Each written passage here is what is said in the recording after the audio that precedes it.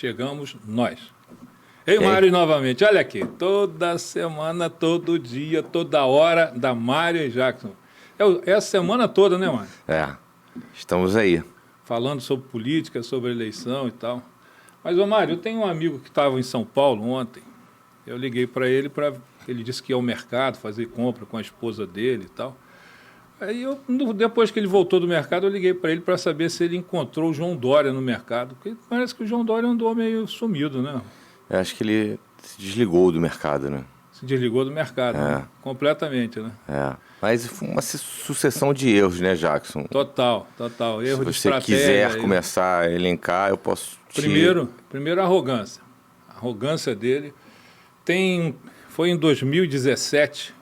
Eu fiz, está aí na minha página no YouTube, eu fiz um comentário sobre isso. Eu fiquei muito irritado com o Dória, porque havia um movimento, uma manifestação, e chegou uma senhora, evidentemente provocando, mas o político tem que estar preparado para essas provocações. Ela chegou com um ramo de flores e tentou entregar a ele. Ele não quis pegar, ele fica assim, olhando. Está no YouTube. Ele fica assim, olhando. Aí ela, não convencida, ela pegou e botou no painel do carro. Aí o cara pega isso e joga nos pés dela, 2017. Aí eu peguei essa cena que está aí na internet e fiz um comentário, disse assim, o político não pode ter esse tipo de reação. É arrogância, é muita arrogância. E a população, ela se afasta do político arrogante, porque ela fica assustada, né? O sujeito assim, o sujeito até para ser agressivo tem que ser elegante, né? Quer dizer, saber como se refere às pessoas, ele não. Então esse nível de vaidade foi subindo na cabeça dele, se transformando em arrogância.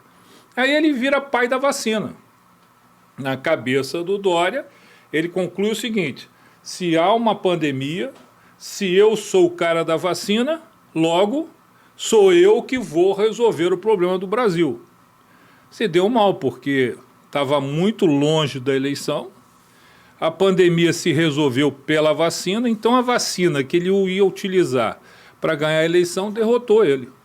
Ele sai do jogo com míseros 2 ou 3% de pesquisa, governador de São Paulo, autor da vacina, mas que já vinha somando isso há algum tempo. E uma coisa que é importante quando a gente trabalha com imagem, você conhece muito mais do que eu isso, quando você trabalha com imagem, a imagem ela vai se desgastando ao longo do tempo.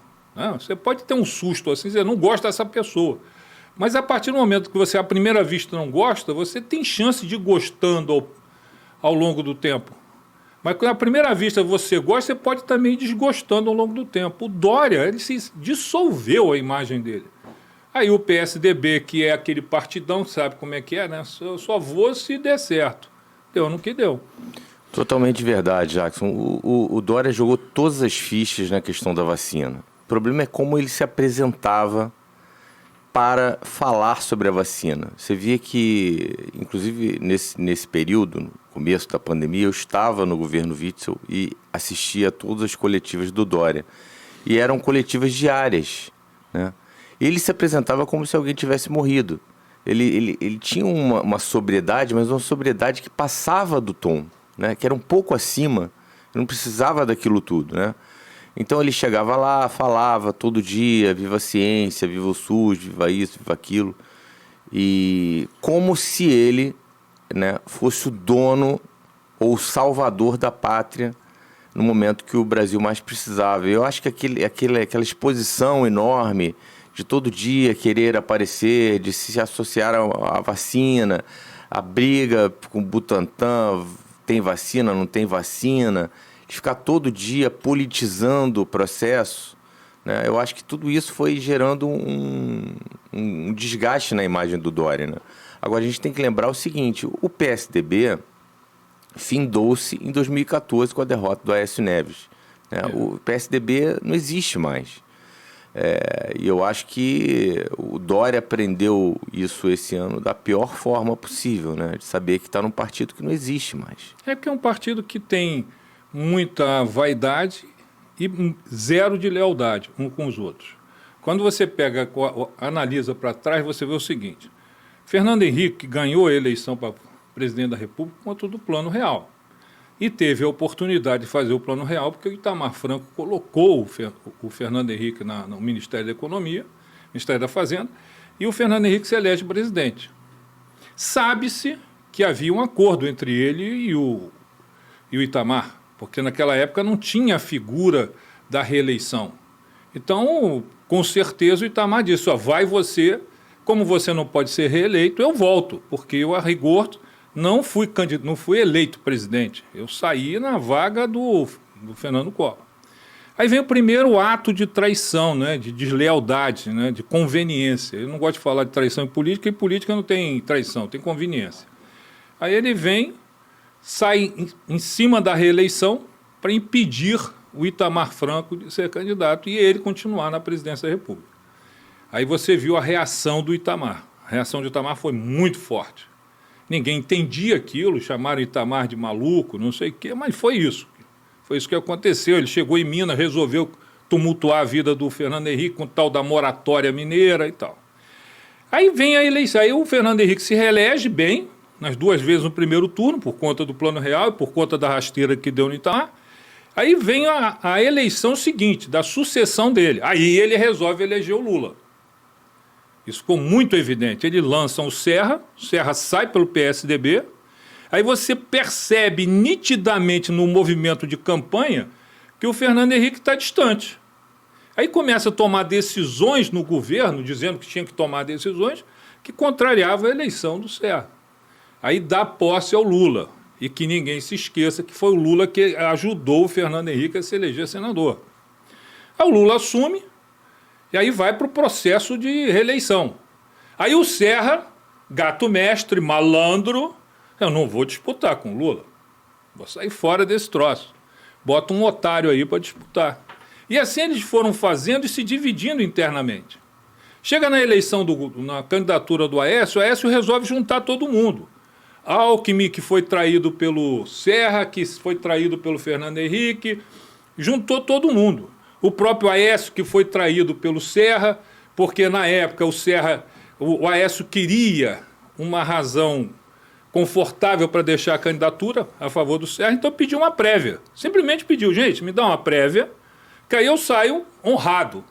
O Serra, não, prévia não, eu sou tal.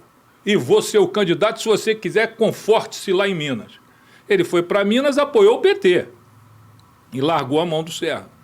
Então tudo isso fez com que essa banana toda, é o que você está dizendo, fizesse do PSDB esse ninho de confusão que findou torrando o futuro do Dória e de todo mundo que está lá. Fernando Henrique já era, pela idade e pela incompetência política. Aécio pode voltar, está por aí, é deputado, vai lá e volta, também. E aí vai acabando. Eu acho que esse partido vai continuar existindo juridicamente, com CNPJ forte, elegendo alguns federais e tendo ali uns senadores, mas vai parar aí. Me dá a impressão que a população desistiu do PSDB, né? Que completamente. Virou um partido descartável dentro do processo eleitoral. Escolheu Jair Bolsonaro. Pois é. O eleitor do PSDB, que tinha a tendência de derrotar o PT pela briga dos dois, resolveu abandonar e embarcou no Jair Bolsonaro. O Alckmin viu o quadro e aí resolveu o seguinte, amigo, Bolsonaro já tem os dele, eu vou cair fora. Cair fora, somo com o Lula, pego aqui uma chance de ser presidente da República depois do Lula, vai tomar uma rasteira também, se o Lula continuar por aí, e assim eles vão. E os bolsonaristas que chamam o Dória de calça apertada comemoraram a desistência dele. Na verdade, não comemoraram, ficaram zoando, ficaram debochando. E isso, de certa forma, até é uma falta de habilidade política, né, o Jackson? Porque vai precisar do... O Dória não está sozinho, ele foi governador de São Paulo, tem muita gente feliz com ele lá, né? Vai precisar daqueles votos. Mas você sabe o Bolsonaro como é, né? Você conhece a figura. Bolsonaro, no dia da posse dele, presidente da República, o discurso de posse do presidente da República, em qualquer país, é o presidente de todos, ainda mais porque foi eleito. Naquele dia, o Jair Bolsonaro já mandou o recado. Eu estou aqui pelos meus e para os meus, e vocês se danem. Foi essa a figura, foi esse o discurso dele. Vocês são vocês e nós somos nós. E assim ele veio. Hoje em São Paulo ele não está preocupado mais com Dória, ele está preocupado em eleger o Tarcísio. O Lula ajudou bastante nesse processo, achando que ia fazer uma coisa e fez outra. Porque quando o Lula tira o Alckmin para ser vice, aí o Lula queria facilitar a vida do Haddad em São Paulo. Porque o Alckmin, sinceramente, ganharia a eleição em São Paulo. Mas aí surge o Haddad e aí a polarização ideal para o Bolsonaro. De um lado, Haddad e Lula, do outro lado, Tarcísio e Bolsonaro. Vamos ver o que E agora vai o que dar. fará o Dória da vida? Deve voltar a fazer aqueles programas dele, né? Aqueles lobby que ele fazia e tal. E política ninguém morre, né? Mário? Até porque você passa a ser história depois que é enterrado, né? Então a política tem essa vantagem. Mas, sinceramente, a vida para ele vai ser muito difícil, porque foi um desastre. Não foi uma decisão estratégica não ser candidato. Mas o governo dele foi bom, né, Jackson? Foi razoável, foi razoável. Os governos do Serra foram melhores, o governo do Alckmin foi melhor do que o dele. Aí ele fez um governo razoável. É um cara bom, é competente e tal, mas extremamente vaidoso e mal assessorado. Você tem uma série de coisas que vieram desgastando a imagem do Dória. Tem um vídeo, por exemplo, onde a esposa dele está conversando, dondoca da riqueza da elite são paulina, conversando com uma outra senhora, está aí na internet. A internet é que mata as pessoas e dá vida às pessoas. Então ela está ali, ela falando sobre os pobres, como se os pobres fossem os miseráveis e elas as doadoras da boa vontade. E tem um aspecto, Mário, você que conhece muito pesquisa, mas ninguém testou, mas fica aqui na minha percepção, que num país onde você tem a grande maioria religiosa, um grande número, mais de 30% são pentecostais, daqueles que acreditam que Deus cura, que a cura é divina. Um sujeito se apresenta como curador, o cara dá cura por causa de uma vacina, também isso pegou um pouco mal para o cara. Tá? Pegou um pouco mal. As pessoas às vezes não penetram numa coisa chamada neurociência, né? Quando fazem pesquisa e tal, eles não penetram nisso. O Dória ficou faltando isso. Se ele tivesse feito uma qualitativa com você, ele teria se dado bem, garanto. É isso, boa sorte aí pro Dória, vamos ver o que vai acontecer aí com o futuro dele e o futuro do PSDB. O PSDB, o futuro do PSDB a gente já sabe, é o muro. Enquanto tiver muro, o dia que o mundo não tiver muro, o PSDB não está lá. O Dória a gente não sabe. Valeu, garoto. Beijo. Tchau, gente.